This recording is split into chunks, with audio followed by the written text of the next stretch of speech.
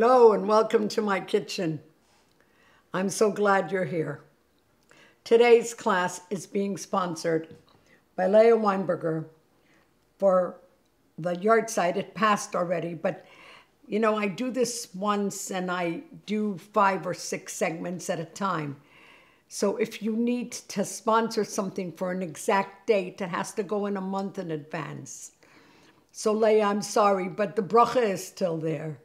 In honor of the yard site of her father, Reb Moshe David ben Shlomo Dave Wieder.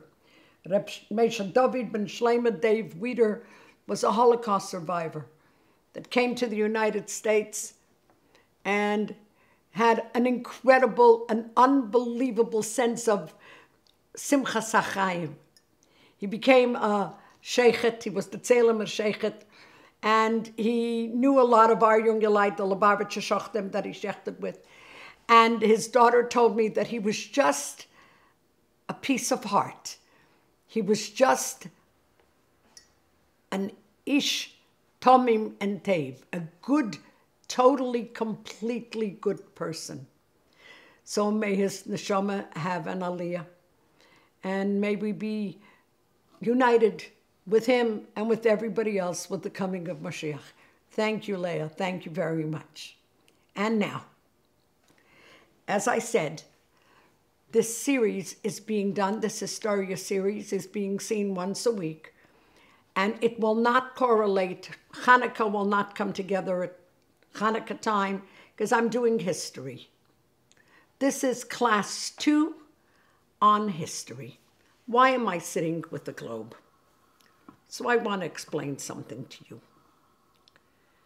When Hashem created the world, he created the world with a plan, an exact plan. The plan is as follows. It comes originally from Rabbi Yehuda Halevi in Sefer HaKuzari in the 10th century, writes that the plan was, come with me please, I wish I had a blackboard. Maybe I should bring one in for the next time. Daimim, Tzemeach, Chai, Medaber, and Yehudi.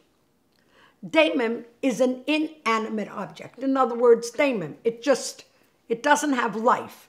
Look at the globe, please. And thank you, Esti Mochkin, for lending it to me. We couldn't find one.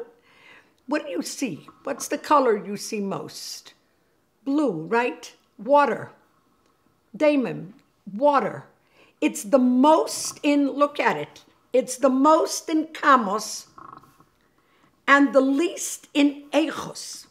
It's the most in quantity and the least in quality. The second darga of Bria is tzameach, which is, well, you can't see it on here, but it's the vegetation and growth. It is less in kamos, in quantity, more in eichos, in quality, and depends on the daimim, on the earth. Daimim is also earth, on earth and water. So it's less in quantity, more in quality, and depends on the thing beneath it. Hashem created a world that each thing from the top depends on the thing from the bottom.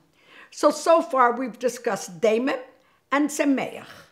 What's our next dargei in Bria? Chai. Chai is the animal. And the animal is less, again, less in kamos and more in eichos. Less in quantity, more in quality, and depends on the, come with me, on the tzemeach and on the daimim, on what it eats in the vegetation and on water and earth. Daimim, tzemeach, chai. Next we have the medaber. Now, is there a difference between the tzemeach and the chai? Of course. Why is she asking that? Then there has to be a vast difference between the chai and the medaber, right? Now, I happen to think that the chai speaks. It only speaks one language, but it speaks. A cat speaks meowese, and a cow speaks mooies. They don't understand each other, but they understand. They don't understand the other species, but they understand each other within their own circle. So why are they not called medaber? Because they work by instinct, right? And a human, a medaber, is supposed to work by thought, by intellectuality, by choice, not by instinct. Do you know how many medabrim look like chais? I once did a little thing in a classroom. I walked over to a girl. I wanted to make a point when I taught this concept, and I grabbed her glasses. And poor kid, she looked at me, she went, I said, I told her before, I'm going to do something, don't get scared. But she still, so what, a person that does that, what are they acting like? Of course, the class was embarrassed to say, but when you do that, when you act on instinct and you grab things from people, you're acting like the thing underneath the medaber. You're acting like the chai. Now, Rabbi Yehuda Halevi says that the equation works. The bottom, the daimon, is the most in kamos, the least in echos. The tzemeach is less in kamos, more in echos. Echos keeps going up, kamos keeps coming down. The chai is less in kamos and more in echos, depending on and it depends on the daimon, on the tzemeach and the daimon. And the medaber is less in kamos, supposed to be more in echos, and depends on the chai, and on the tzemeach, and on the daimon. And Rabbi Yehuda Halevi says, then comes the Yisrael, or the Yehudi, because it fits. Less in kamos, more in echos, and does depend on the things underneath it. So let's go together. Let's try to visualize. Daimon, tzemeach, chai, medaber, Yisrael, or Yehudi. In a row. In other words, from the bottom up comes the Balatanya. And he says, no, kinderlich, no.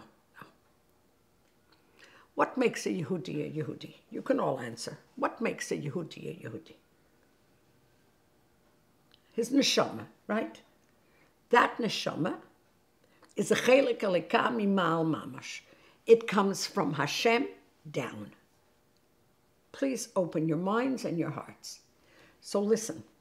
Daimon, tzemeach, chai, and medaber are part of creation. The Yehudi is part of creator. Daimon, tzemeach, chai, and medaber are part of the brio. The Yehudi is part of the beta. So it's not 1, 2, 3, 4, 5. It's 1, 2, 3, 4 from the bottom up, and the Yehudi is here from the top down. Because we're a chelik alika mimal mamash. We are way above brio. The brio is here and we're here, above in a different place coming from the top down. Therefore, we could really bring Mashiach. Because we have the ability to reach in and grow. The ability to change. L'chaim, see you next class. Bevirchas Mashiach now. Seid gesund.